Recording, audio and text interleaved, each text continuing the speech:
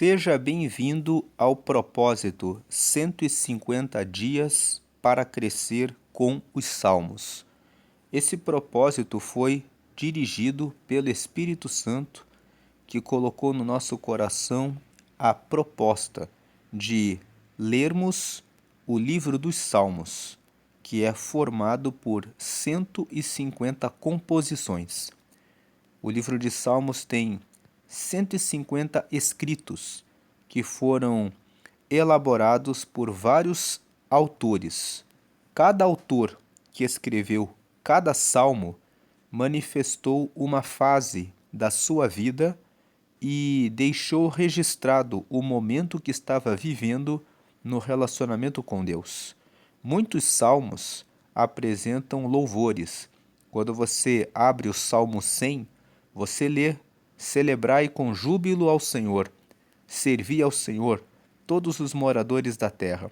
É um salmo que chama todas as pessoas a comemorarem ao Senhor, a celebrarem a Deus, a servirem a Ele, porque ele fala: apresentem-se a Ele com cânticos, porque o salmista, quando escreveu o Salmo 100, estava alegre para louvar a Deus. O Salmo 150, que é o último salmo, fala assim: louvai ao Senhor com instrumentos, louvai ao Senhor com símbolos sonoros, louvai ao Senhor, porque é um salmo que fecha o livro dos Salmos, falando sobre a importância de louvar a Deus. Mas o livro dos Salmos também serve como orientação. Quando você abre o livro dos Salmos, o Salmo número 1 fala que felizes são aqueles que não andam no conselho dos ímpios, não param no caminho dos pecadores e não ficam na roda dos escarnecedores, mas aqueles que meditam na lei do Senhor durante o dia e durante a noite para fazer o que está escrito nela, porque são como árvores que são plantadas junto a ribeiros de águas, que dão o seu fruto na estação própria. Mas que os ímpios não são assim, mas que eles são como o vento que a moinha espalha, e que o caminho dos ímpios perece, mas o caminho dos justos prospera. Esse é o Salmo 1, que fala a respeito da diferença entre os que são felizes, os que seguem a Deus, e aqueles que escolhem caminhos tortos. Então nós vemos que o livro de Salmos, ele começa trazendo uma recomendação, trazendo uma orientação, dizendo: você será feliz se você meditar na palavra para colocá-la em prática, porque você vai ser como uma árvore que foi plantada junto ao ribeiro de águas, que recebe todos os dias alimento e água para matar a sua fome e a sua sede espiritual, e recebe a luz, que é o próprio Senhor Jesus, que traz a luz para a nossa vida, trazendo a iluminação dos caminhos. Quando você vai no Salmo 119, no verso 105, está escrito assim: lâmpada para os meus pés é a tua palavra e luz para os meus caminhos. Então o Salmo 119 revela que a palavra de Deus, ela é como uma lâmpada que ilumina os nossos pés. É uma lâmpada que vai à frente dos nossos pés, iluminando cada passo da nossa vida, para não tropeçarmos, para não cairmos. O livro de Salmos também traz força quando nós estamos diante de inimigos. O Salmo 18 fala que o Senhor é o meu rochedo, ele é a força da minha salvação. No mesmo Salmo 18, no versículo 25, está escrito que com o benigno o Senhor se mostra benigno, e com aquele que é mau o Senhor se revela indomável. Então, esse Salmo 18 mostra que, se nós estivermos com pessoas benignas, benignas são pessoas que fazem o bem, então o Senhor será benigno com elas. Mas se nós cruzarmos o caminho daqueles que são ímpios, daqueles que são maus, que querem fazer mal contra nós, o Senhor se revelará indomável, o que significa que se algum opositor, adversário, quiser cruzar o nosso caminho, o Senhor será indomável. Não há como vencer e triunfar sobre o nosso Deus. Mas o livro dos Salmos também tem alguns escritos que trazem situações difíceis, como o salmo que nós vamos ler hoje. O Salmo 43, você está vendo na tela Salmos capítulo 43, mas na verdade, quando nós falamos salmos no plural, nós estamos nos referindo ao conjunto de todos os salmos. Quando queremos falar de um salmo específico, falamos no singular. Então falamos Salmo 43 e não falamos capítulo, porque o livro de Salmos, ele não tem capítulos. Cada salmo é independente, não tem ligação com o anterior. Especificamente hoje, que nós estamos lendo o Salmo 43, existem alguns estudiosos que dizem que especificamente no Salmo 43 existe uma ligação com o Salmo 42. Por quê?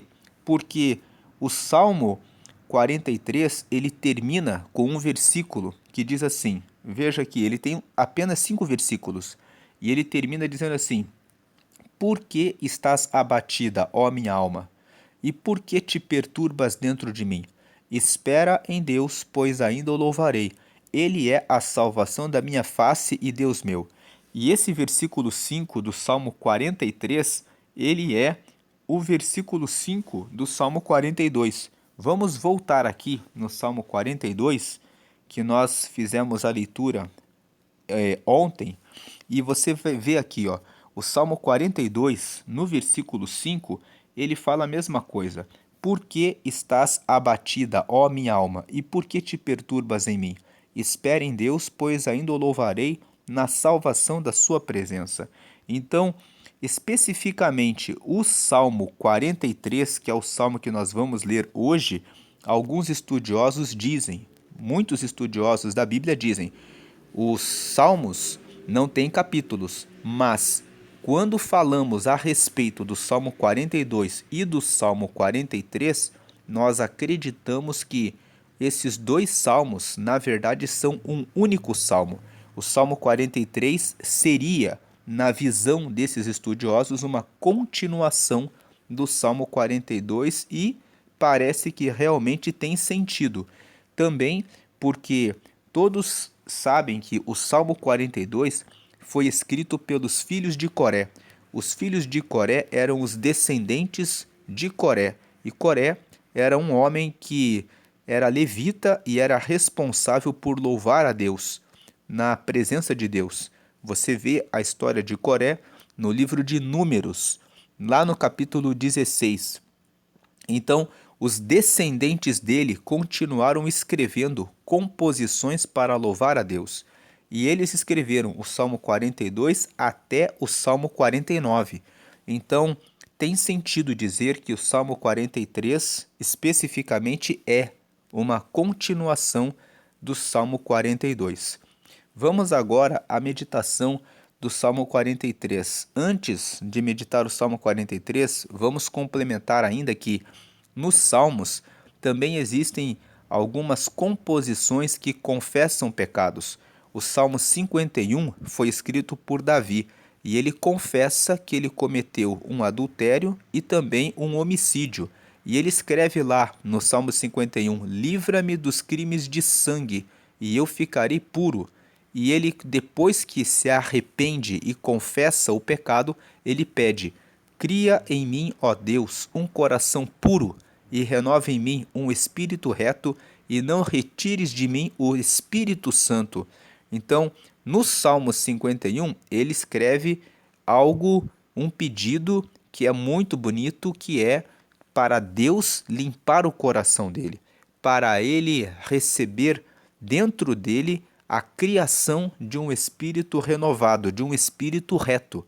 Nós podemos fazer a oração do Salmo 51 nessa parte. Cria em mim, ó Deus, um coração puro e renova um espírito reto dentro do meu coração para que eu seja sincero. Então, percebemos que o Salmo 51, num primeiro momento, confessa algo terrível, um adultério e um homicídio, mas também revela o arrependimento e revela um pedido que nós devemos fazer, de Deus criar em nós um coração e um espírito reto. Depois, nós temos o Salmo 73. O Salmo 73 foi escrito por Asaf. Asaf era um líder de louvor no templo. E ele foi colocado para adorar no templo na época do rei Davi. Então, no templo, nós tínhamos dois grupos que louvavam a Deus. Nós tínhamos os filhos de Coré, que faziam parte de uma ala que honrava a Deus com os louvores, e tínhamos Asaf e depois os seus descendentes, também continuaram honrando a Deus com louvores. Mas no Salmo 73, esse homem, que era um levita, que adorava a Deus, confessa que olhou para fora, olhou para os ímpios e viu que eles estavam prosperando. E ele escreveu no Salmo 73, quando eu olho para os ímpios, eles estão vestidos com o orgulho, com o peito inchado, como se fosse um colar. Parece que não acontece nada de mal com eles, mas eu fiquei com inveja em razão de vê-los tão fortes. Então eu entrei no templo e eu entendi que os ímpios, eles passam, eles estão ali, mas quando olhamos de novo, eles não estão mais. Então eu adorei ao Senhor no templo, porque eu entendi que o ímpio vem, mas ele logo passa. Então o Salmo 73 é um salmo em que Asaf confessa que em um momento da vida ele quase caiu. Inclusive ele fala, por um momento eu quase resvalei o meu pé, quase eu tropecei, porque fiquei olhando para o ímpio. Então os salmos, eles são um conjunto de várias passagens que cada pessoa escreveu em um momento da sua vida e no seu relacionamento com Deus teve um crescimento no relacionamento com Deus. Tem ainda, por último, o Salmo 13, é o último que nós vamos falar, que fala que foi escrito por Davi, que é chamado de o Salmo do Desolado, porque Davi fala assim, até quando, o Senhor esquecerá de mim? Será para sempre? Será que eu vou falar e o Senhor não vai ouvir? Porque eu clamo de dia, de noite, mas parece que o Senhor não me escuta. Então nós vemos que Davi, quando escreveu o Salmo 13, ele estava num momento de se sentindo só, se sentindo em solidão. E isso é uma etapa que muitas vezes nós passamos na vida. Nós passamos momentos em que sentimos-nos sós. Mas ele termina o salmo dizendo, mas eu ainda cantarei a salvação e louvarei ao Senhor. Então o Salmo 13 mostra que nós podemos passar por momentos de solidão, mas mesmo nos momentos de solidão, nós precisamos guardar a nossa fé, precisamos guardar a confiança em Deus, como Davi quando ele concluiu o Salmo 13. Portanto, cada salmo traz uma orientação, cada salmo traz uma direção. E os salmos começam com o salmo primeiro, trazendo a recomendação. Você será feliz se você escolher andar ao lado da palavra de Deus, lendo ela todos os dias para colocá-la em prática. Você será como uma árvore que está plantada junto ao ribeiro de água. Você vai receber a água da vida, que é Jesus, que vai matar a sua sede espiritual. Você vai receber a luz da vida, que também é Jesus, que vai trazer a transformação da sua vida. Nós sabemos que em uma árvore, quando ela recebe a luz, ela faz a fotossíntese. O que é a fotossíntese? Quando ela recebe a força da luz, ela transforma os elementos que a árvore precisa para dar alimento para suas folhas. Assim também, quando nós estamos expostos à luz da palavra de Deus, a palavra de Deus faz transformações em nós, trazendo aquilo que não presta, aquilo que é pecado, transformando tudo isso em bem, transformando a nossa vida para praticar o bem.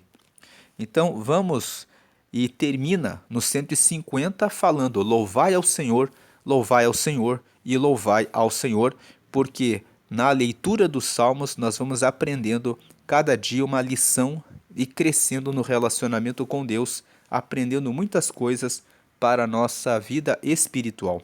Hoje o Salmo 43, que nós já falamos que o Salmo não tem capítulo, então diga Salmo 43 ou Salmo de número 43, nós vemos aqui os filhos de Coré escrevendo o seguinte, o versículo 1: Faze-me justiça, ó Deus, e pleiteia a minha causa contra a gente ímpia. Pleitear significa lutar junto comigo, né? Significa ser o meu advogado.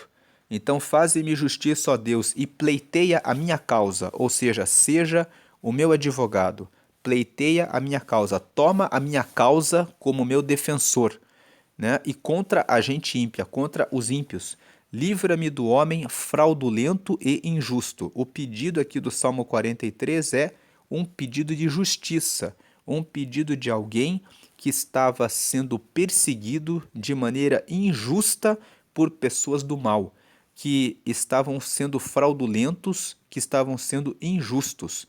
E se eles pedem aqui, os filhos de Coré, que o Senhor faça justiça, é porque esse homem fraudulento, esse homem injusto, muitas vezes é alguém que tem poder, é alguém que tem força, é alguém que tem autoridade e que você não consegue lutar contra ele, porque ele tem força. Então, a única forma de você pedir a solução é pedindo a Deus. Faze-me justiça, ó Deus, e pleiteia a minha causa contra a gente ímpia. Livra-me do homem fraudulento e injusto. Talvez você passou por uma situação dessas, em que alguém lhe enganou ou alguém fraudou alguma coisa contra você. E o ensinamento do versículo 1 é: coloque a sua causa e peça que Deus seja o seu advogado, que ele ajude você contra aqueles que são enganadores. Talvez você pediu um seguro, pediu uma aposentadoria, pediu um benefício que você tem direito e você sabe que você tem direito. Talvez você assinou um contrato e a pessoa descumpriu o contrato e se nega a cumprir o contrato. Talvez você comprou um telefone, um veículo ou alguma coisa que veio com algum defeito e você foi reivindicar o seu direito e a pessoa disse: não vou lhe dar outro, o problema é seu. Isso pode acontecer. Então, o pedido de oração no Salmo 43 é: faze-me justiça, ó Deus, faz com que a coisa certa, que o meu direito seja dado, e pleiteia, ou seja o meu advogado, toma a minha causa, me defende, defende a minha causa contra a gente ímpia. A gente ímpia é a gente que é injusta, o ímpio é o que é justo, o que é injusto, aquele que faz a coisa errada, aquele que pratica o mal. Então ele fala: pleitei a minha causa contra a gente ímpia, o injusto, o maldoso, o que é fraudulento. Livra-me do homem fraudulento e injusto. Versículo 2: pois tu és o Deus da minha fortaleza. Então ele fala: por que eu estou pedindo para Deus? Por que eu estou falando com o Senhor? Por que eu estou pedindo para que o Senhor faça justiça? Porque tu és o Deus da minha fortaleza. Porque tu és o Deus da minha fortaleza, o Deus que me dá força. Fortaleza fala a respeito de ter força, fala de ter proteção, porque tu és o Deus da minha fortaleza, o que me protege, o que me defende, o que é o meu escudo, o que me dá força para vencer o abalo emocional, a preocupação, a tristeza que vem quando eu quero ver o meu direito realizado e eu não consigo ver. Por que me rejeitas? Por que me visto de luto por causa da opressão do inimigo? Aqui na parte final do versículo 2 ele faz uma pergunta que mostra que ele está fazendo essa oração por um tempo e ele não tem conseguido sucesso. Ele está numa situação de injustiça e ele está dizendo: Tu és o Deus da minha fortaleza, eu tenho confiança no Senhor, mas até agora eu não consegui o resultado. Até agora eu não consegui a resposta. Até agora parece que o Senhor está me rejeitando. Então ele faz essa pergunta: Por que me rejeitas? Por que me visto de luto por causa da opressão do inimigo? Vestir-se de luto é vestir-se de tristeza, ficar carregado com angústia, com dor, com aflição, porque o inimigo está lá, dizendo que não vai dar o direito ou às vezes até oprimindo. Nós colocamos aqui o versículo 2 e o versículo 4 na cor verde, porque esses dois versículos são versículos em que os salmistas, os filhos de Coré aqui, estão falando que Deus é a confiança deles. No laranja, o versículo 1 e o 3 são pedidos de oração. E o versículo 5 nós colocamos em azul, porque ele termina falando que a esperança está em Deus. Então, o uso dessas cores aqui não é aleatório. Nós estamos usando as cores para relacionar os versículos. Então ele começa no versículo 1, aqui na cor laranja, dizendo: Eu faço o meu pedido a Deus. No versículo 2 está em verde: A minha fortaleza está em Deus. Deus ainda não me respondeu. Eu ainda estou sentindo que eu estou rejeitado. Mas a minha fortaleza está em Deus. Agora no versículo 3, no laranja, ele faz um pedido: Envia a tua luz e a tua verdade, para que me guiem e me levem ao teu santo monte e aos teus tabernáculos. Então o que ele está pedindo? Ele está pedindo o seguinte: eu ainda não consegui o resultado. Eu ainda não consegui a resposta. Eu estou perguntando: Senhor, por que o Senhor me rejeita? Muitas vezes nós vivemos essa situação em nossa vida. Nós estamos pedindo: Deus, o Senhor não vai me ouvir? Você ora, ora, ora, pede, pede e pede, e você sabe que Deus é Deus. Você conhece muitos testemunhos que muitas pessoas receberam vitória. E você fica ali, sabendo com confiança que Deus é Deus da nossa fortaleza, mas parece que ele não respondeu. Então, o que ele pede no versículo 3? E isso aqui é uma lição para nós. Quando você está pedindo, pedindo, pedindo e parece que a resposta não vem, faça esse pedido do versículo 3. Envia a tua luz. A luz ilumina o nosso caminho. A luz traz iluminação para a escuridão. Muitas vezes nós ainda não estamos gozando das bênçãos de Deus e pensamos que Ele está nos rejeitando, que nós temos que ficar tristes porque nos falta a luz.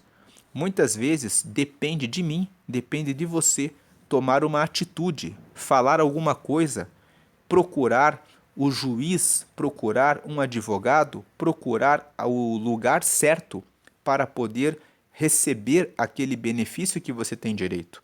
E muitas vezes nos falta clareza. Então, ele, ao invés de reclamar, ele fala assim: envia a tua luz. Se tem alguma coisa que eu não vi, alguma coisa que está escuro para mim, então me mostra para eu fazer a minha parte. Então envia a tua luz e a tua verdade. Mostra qual é a verdade. Muitas vezes nós somos mentirosos. Nós dizemos assim: ah, se foi da vontade de Deus que eu não consiga esse benefício, que eu não consiga esse direito, então está tudo bem. Nós criamos mentiras para nós mesmos, quando na verdade a verdade de Deus é: meu filho, você precisa ir, você precisa correr atrás, você precisa procurar a pessoa certa. Desperte, acorde, vá atrás, porque eu sou o teu Deus, mas eu conto com você para você fazer a sua parte. Então, no versículo 3, ele fala: envia a tua luz, ou seja, me dá clareza. Se tem alguma coisa que eu não estou vendo, que eu estou cego, porque está escuro para mim, me mostra. E envia a tua verdade. Fala qual é a verdade. Mostra a minha mentira, porque nós criamos mentiras muitas vezes.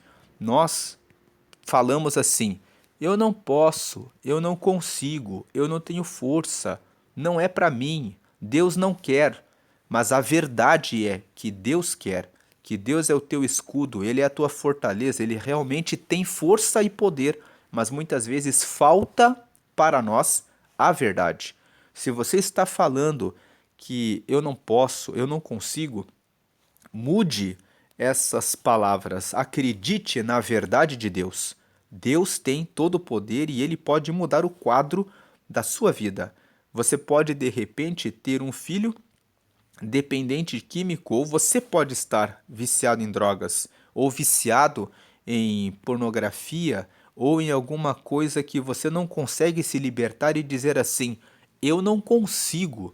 Mas a verdade é que Jesus disse: se o Filho vos libertar, verdadeiramente sereis livres. Então a verdade é que Jesus quer trazer a libertação para a sua vida.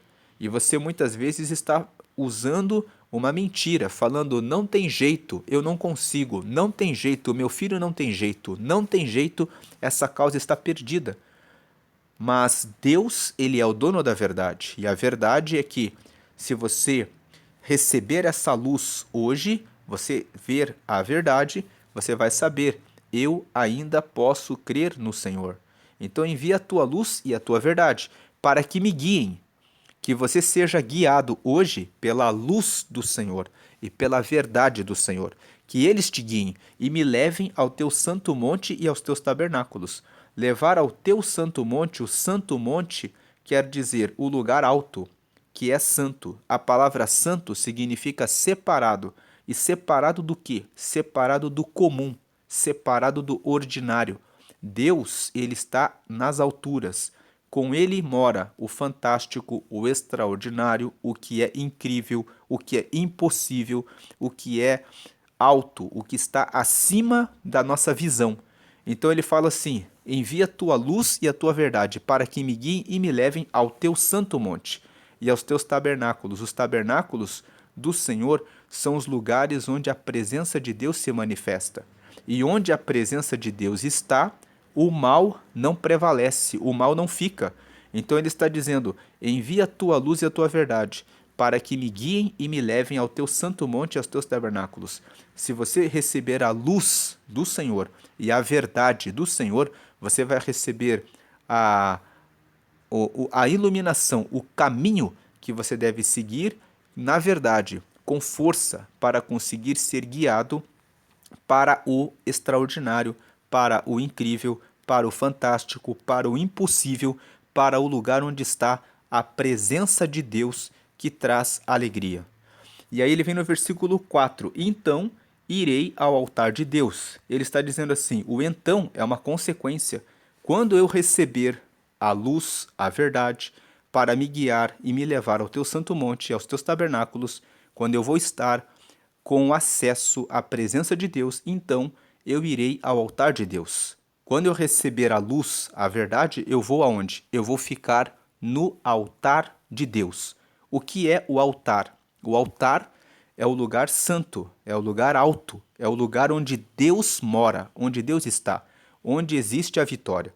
Então ele fala: se eu recebo a luz e a verdade para me guiar e me levar para o santo monte e os teus tabernáculos, que é o versículo 3, então eu vou chegar no altar de Deus. Qual Deus? Do Deus que é a minha grande alegria. E com harpa te louvarei, ó Deus, Deus meu. Então, o versículo 4, nós vemos que ele fala que ele vai louvar a Deus porque Deus é a grande alegria dele. No 2, nós colocamos em verde porque ele está falando: Deus é a minha fortaleza. O 4, nós também colocamos em verde, porque ele fala mais uma vez de Deus, dizendo: Deus é a minha alegria. No 1 e no 3, ele faz pedidos. No 1, ele pede que o Senhor advogue a causa dele, para livrá-lo da injustiça. E no 3, ele fala para Deus, ele pede: me envia a luz e a verdade para me guiar. E ele termina dizendo no versículo 5: por que estás abatida, ó minha alma? Ele está em uma situação de abatimento. Ele ainda não conseguiu ter a resposta. Então, ele está abatido. E por que te perturbas dentro de mim? Enquanto nós estamos na luta e não recebemos a vitória, é assim que nós ficamos. Muitas vezes, com o abatimento e perturbados. E por que te perturbas dentro de mim? Ele faz uma pergunta para ele mesmo. Eles fazem essa pergunta para si mesmos, dizendo assim: para que ficar abatido? Para que ficar perturbado? Se o Senhor é a minha fortaleza, como diz o versículo 2, se o Senhor é a minha grande alegria, por que eu vou ficar abatido e perturbado? Por que eu vou ficar esperando a minha vitória desse jeito? Eu posso esperar a minha vitória fazendo a minha parte e dizendo: o Senhor está comigo. Eu posso lembrar do Salmo 23, no versículo 1, que fala assim: o Senhor é meu pastor e nada me faltará. Então, se o Senhor é a minha grande fortaleza, como diz o versículo 2, e Ele é a minha grande alegria, e Ele é o meu pastor, como diz o Salmo 23, significa que Ele me dirige os passos. Então, Ele está na minha frente. Não há razão para eu ficar abatido, não há razão para eu ficar perturbado. Por isso que o versículo 5 faz essa pergunta: por que estás abatida, ó minha alma? Esse versículo traz um ensinamento para nós. É um ensinamento de que nós devemos nos perguntar, olhar no espelho e perguntar: por que ficar abatido? Por que ficar perturbado? Espera em Deus. O nosso Deus, ele é fortaleza. No versículo 2, ele é a nossa grande alegria. Ele é, como diz ali no Salmo 27, fala assim: o Senhor é a minha luz e a minha salvação. O Senhor é a força da minha vida. Então, esse é o nosso Deus. O Salmo 27, no versículo 1, fala isso. Então, espera em Deus. Esse é o nosso Deus. Pois ainda o louvarei. Ou seja, eu ainda sei que essa situação vai passar. Eu ainda vou louvar Ele. Eu ainda vou receber a vitória. Porque eu sei que eu vou receber a vitória. Ele é a salvação da minha face e Deus meu. Ele é aquele que muda a minha face. Quando nós estamos abatidos e perturbados, a nossa face fica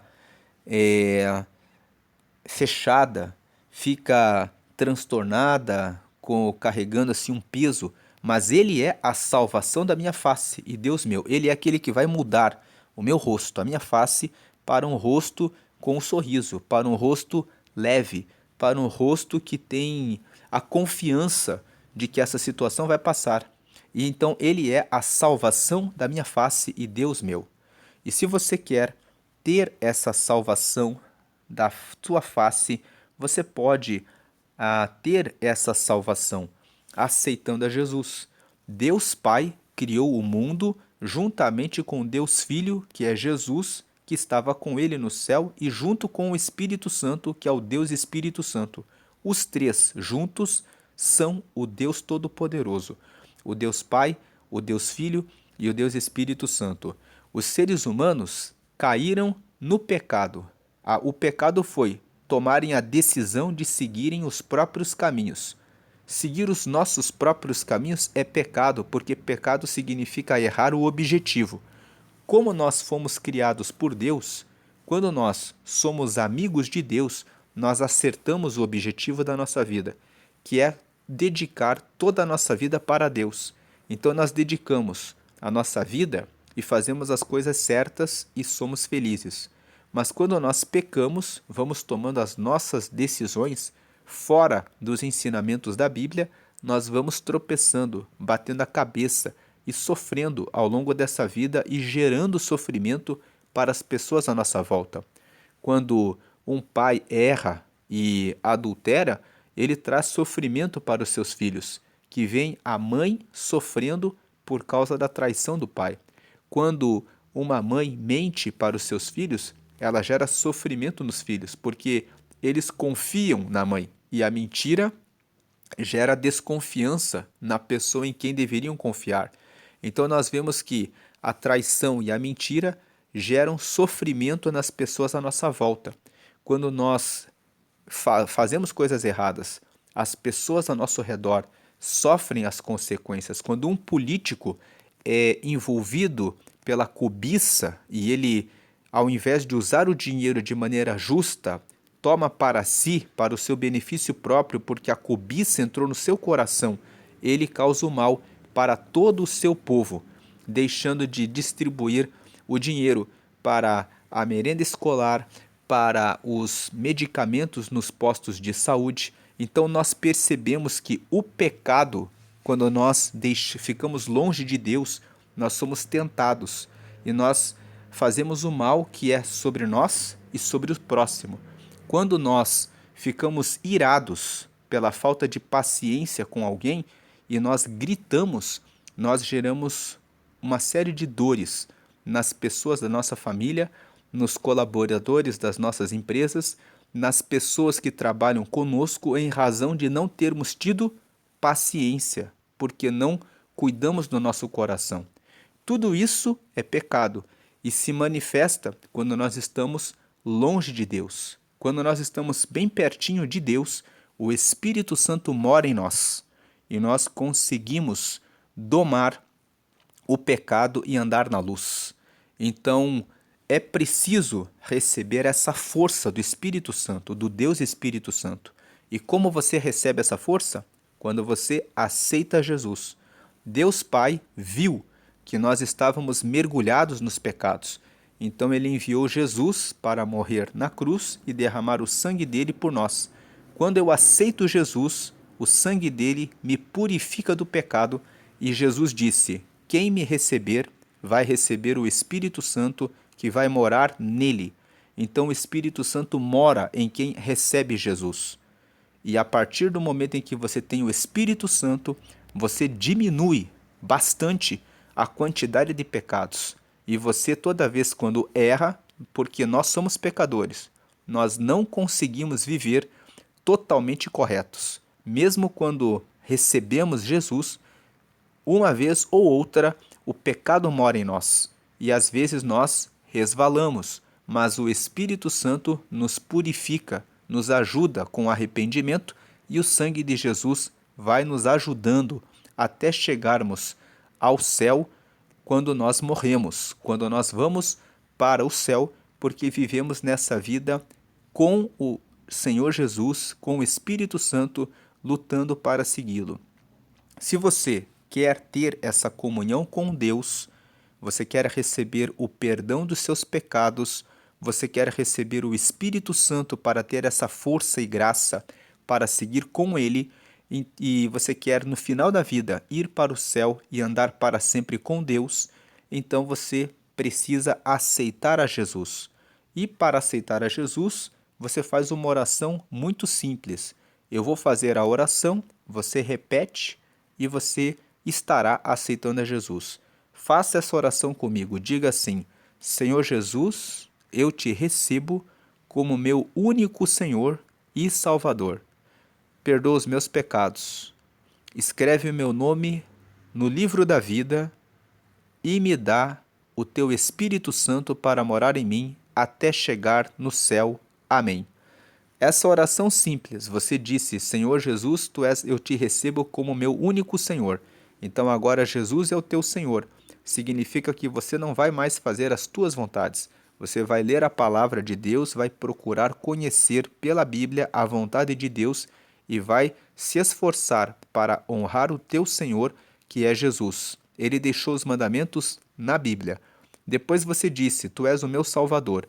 Quer dizer, perdoa os meus pecados. Você confessou que aceita que Jesus, quando morreu na cruz e o sangue dele escorreu lá, aquele sangue te limpa e te perdoa dos pecados. Ele morreu sendo enviado por Deus. Depois você pediu para escrever o seu nome no livro da vida. O livro da vida é um livro que está no céu, onde estão anotados os nomes dos que receberam Jesus. Lá em Apocalipse, no capítulo 20, está escrito sobre esse livro. Está escrito que no julgamento final, no fim de tudo, o Senhor abrirá os livros, e ele abrirá primeiro o livro da vida. Onde estiver o nome daqueles que foram anotados nesse livro, eles estarão salvos. Depois, os que não estiverem nesse livro serão julgados pelo livro das obras. O livro das obras é um livro onde estão anotadas todas as obras que cada um de nós fizemos em vida. E ali vai estar anotado que a pessoa seguiu os seus próprios caminhos e ela não quis aceitar a Jesus. Então o Senhor dirá: você está condenado porque você praticou essas obras e você não quis aceitar Jesus. Quando você aceita Jesus, você recebe o perdão, a justificação dos pecados. Então o sangue dele lava todos os pecados e apaga todos eles. Então não existe motivo para ser julgado pelo livro das obras. Por isso, quem recebe Jesus é purificado dos pecados. Não é que você não tem pecados. Nós sempre temos pecados. Mas quando você recebe Jesus, é como você aceitasse a justificação deles. Você aceitou o perdão que Deus deu. Você recebeu o perdão em Jesus. Então, por isso nós dizemos que o sangue de Jesus tem poder. Dizer que o sangue de Jesus tem poder significa dizer que o sangue de Jesus tem poder de limpar os nossos pecados e de nos apresentar a Deus, santos, separados para Ele. Porque quando você aceita Jesus, você decide lutar contra a sua própria vontade e fazer a vontade dele. E Deus honra isso, que você tenha dito: eu quero lutar para ser de Deus. É isso, e isso basta. Ele sabe que nós somos pecadores. Ele sabe que nós somos falhos, assim como um pai e uma mãe conhece a fraqueza dos seus filhos e perdoa porque sabe que ali está uma fraqueza, ele também nos perdoa. Ele só quer que nós o honremos, recebendo o filho dele e o sacrifício dele na cruz para sermos justificados do pecado. Então, agora que você foi justificado, você deve procurar uma igreja em que se prega Jesus como alguém que está vivo. Não adore imagens de escultura, porque você não precisa disso. As imagens de escultura, elas têm olhos, mas não veem, têm boca, mas não falam, nariz, mas não cheiram, ouvidos, mas não ouvem, têm pés, mas não andam, têm mãos, que nada fazem. Isso que eu acabei de dizer está no Salmo 115. O Salmo 115 foi escrito para trazer a revelação de que não precisamos e que é errado orar para imagens de escultura e que o certo é orar diretamente para o Senhor Jesus. Procure uma igreja que prega isso e se batize nas águas. Em João, no capítulo 3, no versículo 5, está escrito: Jesus dizendo: aquele que nasce da água e nasce do Espírito herda o reino de Deus. Nascer do Espírito é quando você aceita Jesus. O Espírito Santo mora em você. Nascer da água é quando você se batiza nas águas. Quando você entra nas águas, você é sepultado. O velho ser fica lá, com os pecados, e você sai lavado, como alguém que ressuscitou agora para uma nova vida com Deus. Depois que você é batizado, você declara que você morreu para o velho eu e nasceu para seguir a Jesus como um novo homem, como uma nova mulher. Então você deve participar da ceia. Na ceia, você come um pedaço de pão que é partido entre todos os irmãos da igreja, que representa o corpo de Jesus, que foi partido por nós. E você bebe um cálice com suco de uva, que representa o sangue de Jesus, que limpa do pecado. Quando você participa da ceia, você está dizendo assim: eu quero receber alimento espiritual para continuar com Deus, e eu quero que os pecados que eu fiz até agora sejam justificados, que eles sejam apagados, que eles sejam limpos.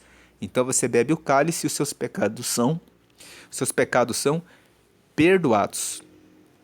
E você precisa participar da ceia.